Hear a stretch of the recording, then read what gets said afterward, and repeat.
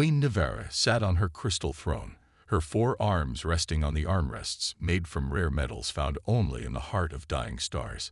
The royal chamber of the Vesper Empire's flagship hummed with quiet energy. 6 large guards stood nearby, their scaled skin shimmering under the blue lights. "Your Majesty," said her chief advisor Krell, bowing low, "I bring news from Earth." Nivara's eyes, all 3 of them, narrowed. "Speak." Krell's voice shook. "The diplomatic team has been attacked. Ambassador Lorix is dead." The temperature in the room dropped as Nivara's body released cold energy, a sign of extreme emotion in Vesper physiology. The guards stiffened, their hands moving to their weapons. "How?" she asked, her voice dangerously soft. "An explosion at the Human Peace Conference. The humans claim it was a terrorist group against the treaty. 23 humans died too." Nivara stood up slowly, her tall form rising to nearly 8 feet. Her skin changed from blue to a dark purple, the royal color of rage. "Humans," she hissed, "always fighting among themselves. And now they have dragged us into their petty wars." She paced the chamber, her long royal robes flowing behind her. "Lorix was my friend since we were hatchlings. He volunteered for this mission because he believed humans were worth knowing." The royal strategist, General Vex, stepped forward. "Your Majesty, this is the perfect reason to cancel the peace treaty. Our battle fleet is positioned near their Jupiter. We could begin the invasion within 1 Earth day." Nivara considered this. The Vesper Empire ruled over 12 star systems. Humans had barely reached their own moon. It would be an easy victory. "The mining rights to their planet would boost our economy," added Finance Minister Drell. "And think of the test subjects for our labs." Nivara walked to the large window overlooking the stars. Earth was just a small blue dot from here, but it had caused so many problems. "Prepare thee." A young communications officer burst into the room. The guards immediately pointed their weapons. "Forgive me," he cried, dropping to his knees, "but we just received an urgent message from Earth. Their highest leaders are requesting Your Majesty's immediate presence for—" He checked his screen, confused. "An urgent biological matter related to Ambassador Lorix." The room fell silent. "Biological matter," Nivara repeated. "Explain."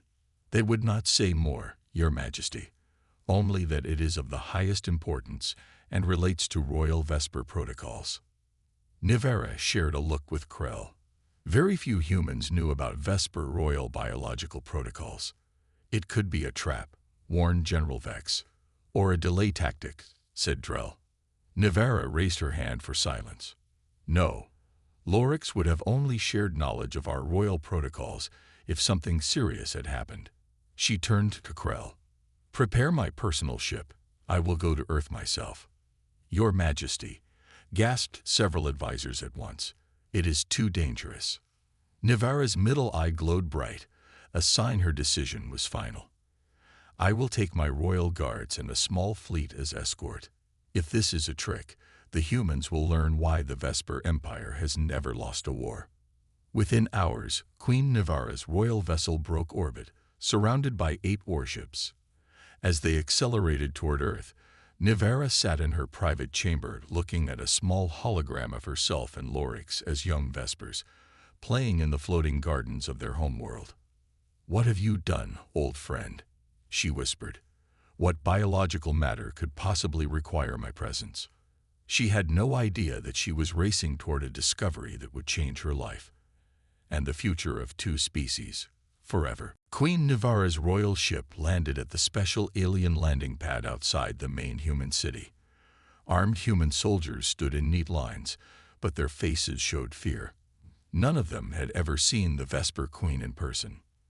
Nivara stepped out of her ship, her tall blue form towering over the humans. Her 6 royal guards moved into position around her, their armor gleaming under Earth's sun. A human female in a white coat stepped forward and bowed. "Welcome to Earth, Queen Nivara. I am Dr. Bell, head of the International Science Division. Thank you for coming so quickly." "I did not come for pleasantries. Nivara said coldly. "Take me to this biological matter immediately." Dr. Bell nodded and led the way to a large white building. Inside, they passed through many doors with special locks.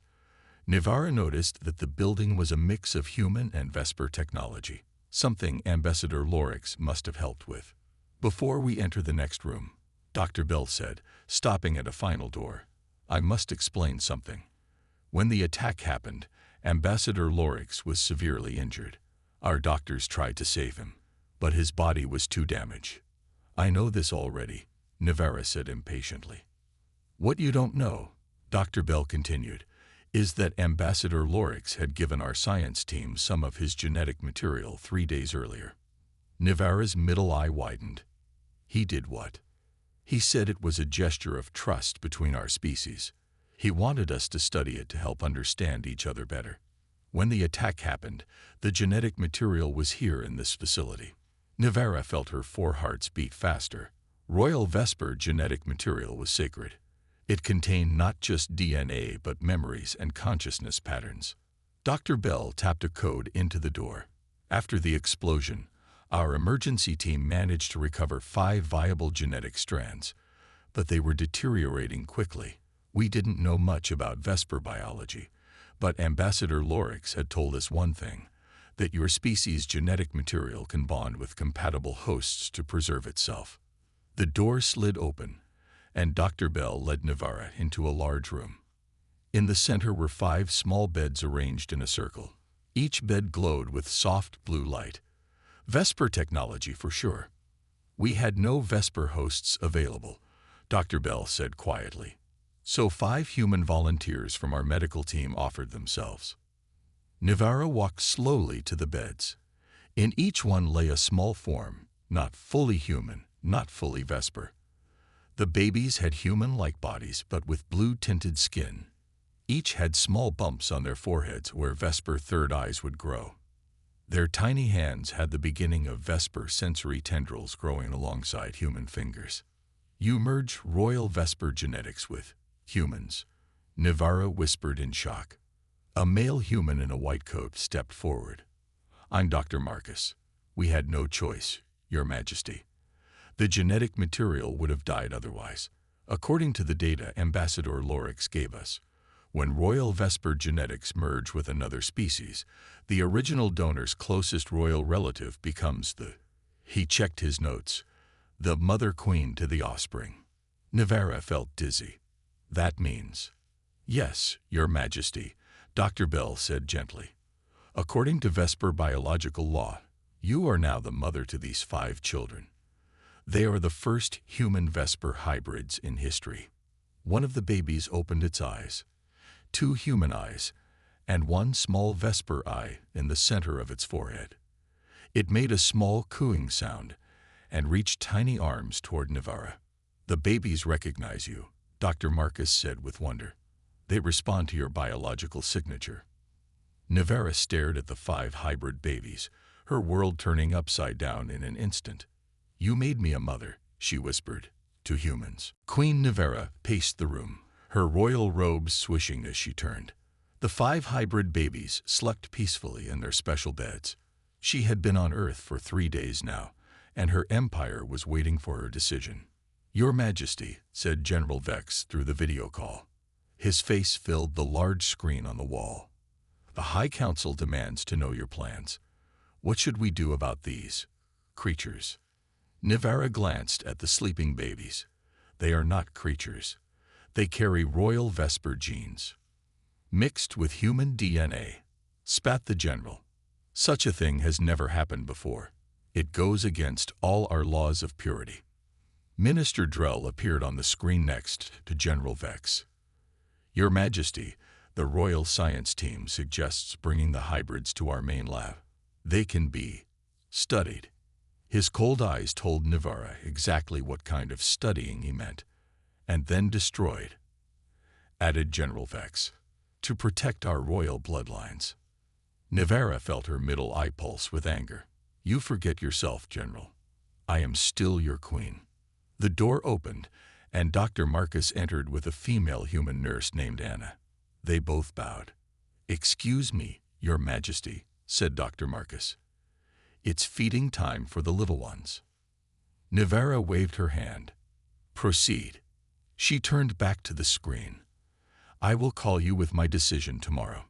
After the call ended, Nivera watched as Dr. Marcus and Nurse Anna gently picked up the babies and fed them a special blue liquid from small bottles. "What is that?" Nivera asked. "A mixture of human formula and nutrients from Vesper plants," explained Dr. Marcus. "We use the information Ambassador Orcs provided about Vesper diets." Nivera moved closer. "They eat human food and Vesper food," said Nurse Anna with a smile. "They need both to grow strong." One of the babies, the one they called Sky, finished eating and looked at Nivera with curious eyes. Its tiny hand reached toward her, with both human fingers and the beginning of Vesper sensory tendrils. Without thinking, Nivera extended one finger. The baby grabbed it, and suddenly Nivera felt a strange connection, like a warm current flowing between them. The baby made a happy gurgling sound. "They can sense you," said Dr. Marcus softly. "The Vesper part of them recognizes their mother queen." Another screen on the wall beeped. It was Krell, her chief advisor. "Your Majesty," he said urgently, "the military advisors are suggesting we destroy the human facility if you do not return with a decision soon. They fear human contamination." Nurse Anna gasped. The baby in her arms began to cry, sensing the tension. "They would attack without my orders?" Nivera asked, her voice dangerous. "Some believe it's for the good of the Empire," Krell admitted. "Many are afraid of what these hybrid children mean for our future." Nivera looked at the 5 small beings, not fully Vesper, not fully human, but somehow both. In her 4,000 years of life, she had never seen anything like them. Dr. Marcus stepped forward, his face serious. "Your Majesty, I know this is not my place, but these children are innocent. They didn't ask to be born this way." Nurse Anna nodded. "They need protection. They need a mother." Nivera's 4 hearts seemed to beat in different rhythms. As a queen, she should follow tradition and protect the purity of her species. But as the mother queen to these 5 lives, she had a deeper, older duty. She looked at baby Sky, still holding her finger. The tiny being smiled, a human expression, but with Vesper eyes glowing softly. "Prepare my royal communication chamber," Nivera said finally. "I will address both my empire and the human leaders. I have made my decision. The fate of 5 small lives, and possibly 2 entire species, hung in the balance of what she would say next. I will remain on Earth for now," Queen Nivera announced to the shocked faces on the screen. The combined meeting of the Vesper High Council and Earth's United Nations leaders had not expected this. "Your Majesty," protested General Vex, "your place is on the throne." "My place," Nivera replied coolly, "is where I decide it is." Her middle eye glowed, silencing further arguments. "I will establish a temporary royal residence here to study the hybrid children. This is a scientific matter of great importance to our future." After the meeting ended, Nivera turned to Dr. Marcus. "I need a suitable location, somewhere secure but with space for the children to grow." Within a week, a large compound was built outside the city. Half was made with Vesper technology, half with human construction. Royal guards patrolled the walls while human doctors and scientists worked inside. Nivera told herself she was staying only to study a biological curiosity. Her people had always valued knowledge above all else. But late at night, when the human staff was sleeping, she would stand over the babies' beds, watching them breathe. "They grow quickly," observed Dr. Marcus one morning, a month after Nivera's decision. "The Vesper genetics speeds up their development." It was true. Though only a month old, the 5 babies already looked like human 6-month-olds. Their Vesper features were more noticeable now, the third eye fully formed, their skin a light blue with patches of human colors, and their sensory tendrils growing alongside their fingers.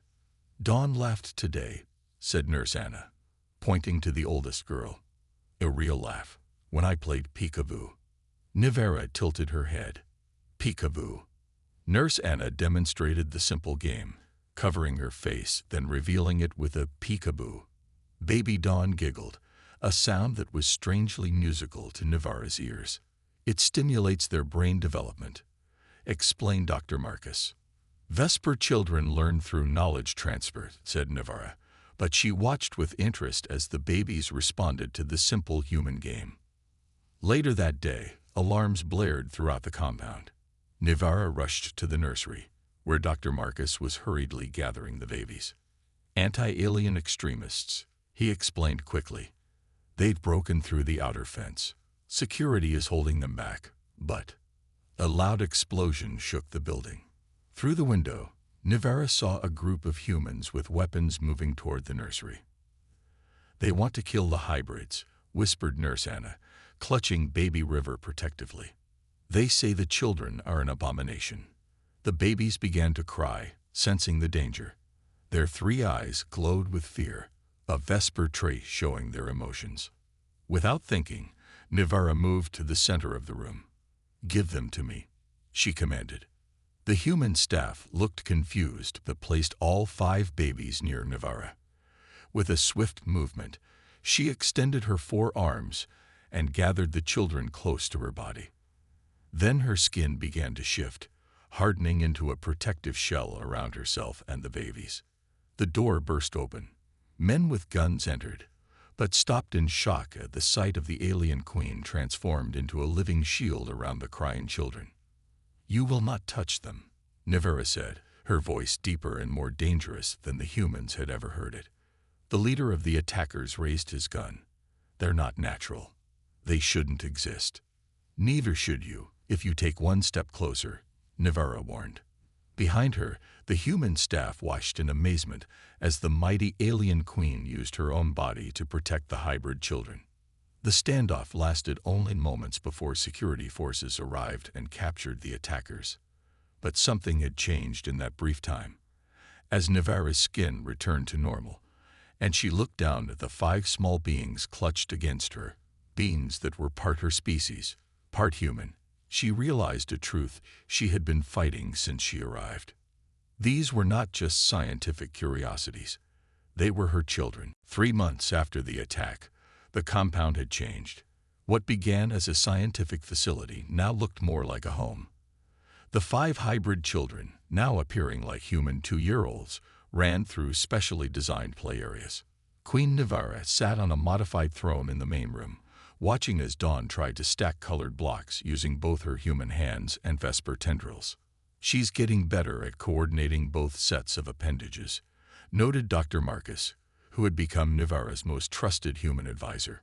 On my world, children her age would be studying star maps, Nivara replied, but there was no coldness in her voice anymore. River and Sky, the 2 boys, were trying to climb a small wall. Their blue-tinted skin glowed slightly when they got excited, a Vesper trait that helped the human staff understand their emotions. Your Majesty, called Nurse Anna, it's story time. Would you like to join us?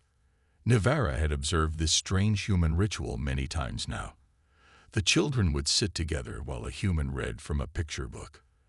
At first, she thought it was a waste of time. Vesper children learned through direct knowledge transfer, not stories. But she had noticed how the hybrid children's eyes lit up during these sessions. I will observe, Nivara said, following Anna to the reading corner. The children squealed with delight when they saw Nivara approach. Ash, the quietest of the 5, patted the spot next to her on the large cushion. After a moment's hesitation, Nivara lowered her tall frame onto the floor, something unthinkable for a Vesper queen before all this. Today's story is about a rabbit family, Anna began, showing pictures of furry earth creatures. As Anna read, Nivara watched the children's faces. Their 3rd eyes blinked in wonder at the colorful images. Nova, the youngest, leaned against Nivara's side without fear. Slowly, almost without realizing it, Nivara extended one arm around the small child. Later that evening, as the children slept, Dr. Marcus found Nivara studying human parenting books on a datapad. "Your Majesty, may I ask you something?" he said hesitantly. "You may. The children are showing remarkable abilities. Dawn can already solve puzzles meant for human 10-year-olds. River seems to understand complex machines without being taught. And all of them have started developing Vesper energy fields." "Yes," Nivara nodded. "Vesper children develop mental abilities first, physical ones later. But they're also showing uniquely human traits," Dr. Marcus continued. "They're creative in ways Vesper children aren't, according to your records. They draw pictures of things that don't exist. They make up games, and they form emotional bonds very quickly." Nivara was quiet for a moment. "On my world, such behavior would be considered inefficient. But here, Nivara said softly, "I'm beginning to see its value." Dr. Marcus smiled. "Tomorrow, the kitchen staff wants to introduce them to ice cream. It's a human food that children love. Would you like to try some too?" Nivara raised one eyebrow. "The mighty queen of the Vesper Empire does not eat frozen milk products." "Of course not," Dr. Marcus said seriously, but his eyes twinkled. The next day, security cameras recorded the impossible. Queen Nivara eating chocolate ice cream with 5 giggling hybrid children, a small smile on her face as Nova accidentally got some on Nivara's royal robes. That night, Krell called from the Vesper homeworld. "Your Majesty, the High Council is growing concerned. You've been on Earth for 4 months now. There are rumors that you've become attached to the hybrids. They have names, Krell," Nivara said. "That is exactly what concerns the Council," Krell replied worriedly. "Admiral Thorne is speaking publicly against your continued stay on Earth. He says you've been contaminated by human emotions." Nivara's eyes narrowed. "Is that treason I hear?" "Not yet," Krell said quietly. "But soon. It might be." The emergency meeting was called at midnight. Queen Nivara, Dr. Marcus, and the human security team gathered in the command center. The children slept safely in their rooms, unaware of the danger approaching. "The Vesper battle fleet has entered Earth's solar system," said the human general, pointing to the large screen showing 12 massive ships moving past Jupiter. "They're not responding to our messages." Nivara's face hardened. "Who commands the fleet?" "Admiral Thorne," replied Krell from the video screen. The advisor looked tired and worried. "Your Majesty, he has convinced the High Council that you have been compromised. They voted to remove you from power." A cold silence filled the room. Everyone knew what this meant. "The children," Nivara said quietly. "They will destroy the children." Dr. Marcus stepped forward. "Earth will defend you, Your Majesty. We have our own ships and weapons." Nivara shook her head. "Your technology is no match for Vesper warships. This facility would be the first target." On the screen, data showed the Vesper fleet would reach Earth in 6 hours. Human military forces were already mobilizing, but their chances were slim. "We could try to hide the children," suggested Nurse Anna, who had rushed in after checking on the sleeping hybrids. "Vesper scanners can detect their unique biology anywhere on this planet," said Nivara. "Then we fight," said the human general firmly. Nivara paced the room, her royal robes flowing behind her. 6 months ago, she would have led the fleet herself to destroy any threat to Vesper purity. Now she was the threat they came to eliminate. She stopped suddenly. "There is another way." Everyone turned to her. "Thorne believes the hybrids are abominations because he has never seen them. The High Council fears what they do not understand." Nivara's 3 eyes glowed with a new determination. "I will show them." 2 hours later, everything was ready. The children had been woken and dressed in special clothes that combined Vesper royal symbols with human designs. They sensed the tension but remained calm, trusting Nivara. "I need Earth's strongest broadcast signal," Nivara told the human technicians. "I must reach every Vesper ship and colony simultaneously." As the Vesper fleet entered Earth orbit, Admiral Thorne's face appeared on the main screen. His scales were dark with anger. "Queen Nivara," he said coldly, By order of the High Council, you are removed from power for contamination by inferior species. Surrender the hybrid abominations for proper disposal." Nivara stood tall, wearing her full royal regalia. "Admiral Thorn, I invoke the ancient right of royal challenge. I will address our entire empire now." Thorn's eyes widened. The ancient right could not be denied, even to a deposed queen. Nivara nodded to the human technicians. Instantly, her image was broadcast to every Vesper ship, colony, and outpost across 12 star systems. But she was not alone. Standing with her were 5 small figures, the hybrid children, their 3 eyes shining brightly. "People of the Vesper Empire," Nivara began, her voice strong and clear. "For 4,000 years, we have believed ourselves superior to all other species. We have conquered worlds and ruled with pride in our genetic purity." She placed her hands gently on Dawn and River's shoulders. "But look at these children.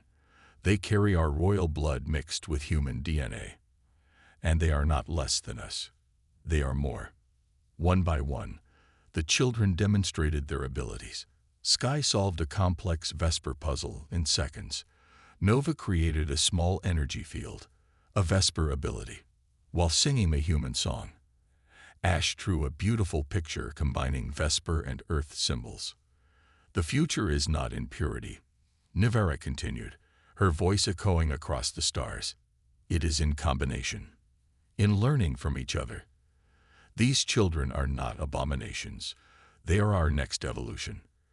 On the fleet's command ship, Admiral Thorn watched in growing fury as many of his officers stared in wonder at the hybrid children. "Prepare to fire," he ordered. But across the fleet, something unexpected was happening. Ship after ship was breaking formation, refusing the attack order. "What is happening?" Admiral Thorn shouted as more ships moved away from their attack positions. "Follow my orders." On the main screen, Captain Zella of the largest battleship saluted Queen Nivara, not Admiral Thorn. "Your Majesty, the children are magnificent. We stand with you." One by one, ship captains declared their loyalty to Nivara. Scientists from Vesper colonies sent messages of support. Even members of the High Council began to reconsider their votes. Thorn's face twisted with rage. "This changes nothing. My ship still has enough power to destroy the Earth facility." He fired his weapons. The single remaining loyal ship sent energy blasts toward the compound. Inside, alarms blared. "Incoming attack," shouted the human general. Nivara gathered the 5 children close to her. They were not afraid but looked up at her with complete trust. In that moment, she knew she would do anything to protect them. "Activate the shield," she commanded. Dr. Marcus rushed to the control panel and pressed his hand against it. Immediately, a dome of shimmering blue energy covered the entire compound. A combination of Vesper technology and human engineering that they had built together over the past months. The energy blasts hit the shield and scattered harmlessly into the sky. Captain Zella's ship moved into position between Thorn and Earth. "Admiral, stand down, or we will fire." Thorn knew he was defeated. His ship retreated, escorted by Zella's forces back to the Vesper homeworld, where he would face charges of treason. 1 month later, the Great Hall of Unity was built. Humans and Vespers worked side by side to create a space where both species could gather. Today was the official ceremony that would change history forever. Queen Nivara stood on the center platform, wearing special ceremonial robes that combined traditional Vesper designs with human elements. Before her stood the 5 children, now appearing like human 4-year-olds, but with clear Vesper features. Today, Nivara announced to the gathered crowd of humans and Vespers, "We create a new future for both our species." Dr. Marcus stepped forward, carrying 5 small crowns on a cushion. Each crown was made of both earth metals and Vesper crystals. Nivara placed them carefully on each child's head. "I, Queen Nivara of the Vesper Empire, formally adopt these 5 children, Dawn, River, Sky, Ash, and Nova, as my royal heirs according to the laws of both our worlds." The children's 3 eyes glowed with happiness as they recited the traditional words in both human and Vesper languages. This adoption is not just a royal ceremony, Nivera continued. It is a promise between our species. From this day forward, humans and Vespers will work together as equals, learning from each other, growing together. The crowd erupted in cheers. Even those who had opposed the hybrid children now saw the wisdom in Nivara's vision. The new peace treaty was signed that day, creating the first true alliance between the species. Later that evening, after all the celebrations were finished, Queen Nivara sat in the children's bedroom in her private quarters. The mighty ruler, once feared across 12 star systems, was doing something no Vesper queen had ever done before, reading a bedtime story. Dr. Marcus passed by the open door and smiled at the sight. On the children's shelves, human teddy bears sat next to Vesper royal artifacts.